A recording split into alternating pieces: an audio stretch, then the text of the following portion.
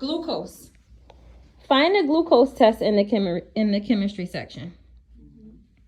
So when you get there, tell me what letter you see next to that. Serum. So this is what I mean by follow your job's protocol. Your day job may use a serum tube for that glucose, but your night job, their requisition may say GY on it for gray tube.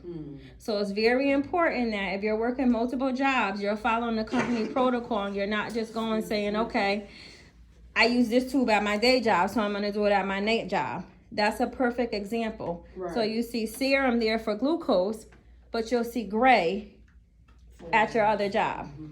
And every job has a different system where when it gets to the MTs and the MLTs and they actually run and process the test for the results and all that stuff, you don't know what system they have.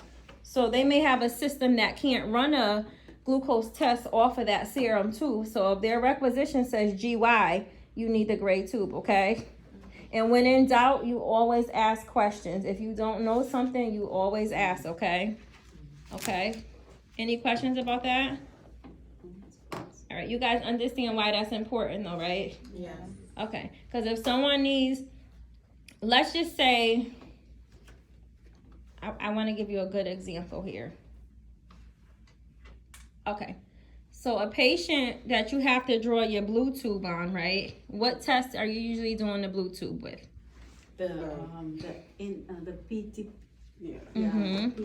PTT and the PT, PTT and the INR, correct. So if the nurse has to administer Coumadin to that patient because that patient's on Coumadin, which is a blood thinner, what happens is if that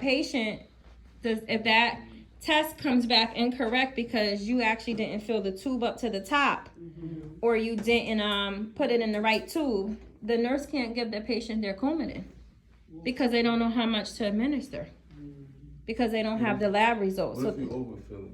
That's fine. Overfilling it is fine, but not having enough blood inside the tube, they're not going to be able to run the test. Oh, okay. So what's the key thing for that PT? To fold the tube up, to remember to fill it up. Yes, remember. Yes. That's a sticker, right? On a sticker. Yes. Yes. Remember the line that I showed you? You want to fill it there. And sometimes with the vacuum, it'll go all the way up. Extra blood is not going to hurt, but not enough blood, you're going to have a problem. Okay?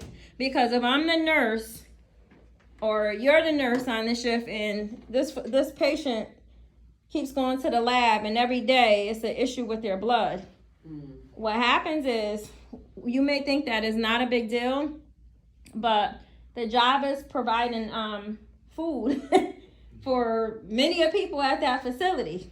So if your job loses an account because you keep making errors, an account may not just be that one doctor.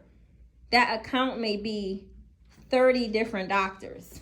You understand what I'm saying? They may be in a group. Right. So when you start losing accounts, people start getting laid off. So you want to make sure that you just got to get it right the first time. No one wants to come in and have their blood drawn multiple times because the person working is not drawing the right tubes or not identifying them, and nobody wants to be stuck multiple times. So that's very important, okay? Does everyone understand that? Any questions with that? No? You're good? Yeah. Okay.